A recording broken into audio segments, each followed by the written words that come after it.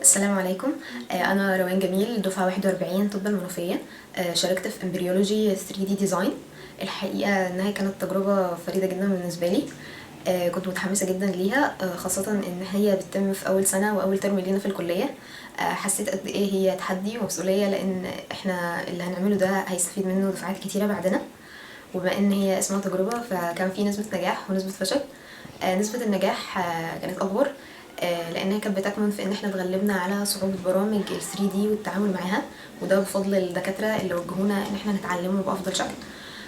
كمان أصعب حاجة واجهتني هي دي الوقت، لأن احنا كنا بننفذه في وقت كان بين الموديولات، فكان في ضغط مذاكرة.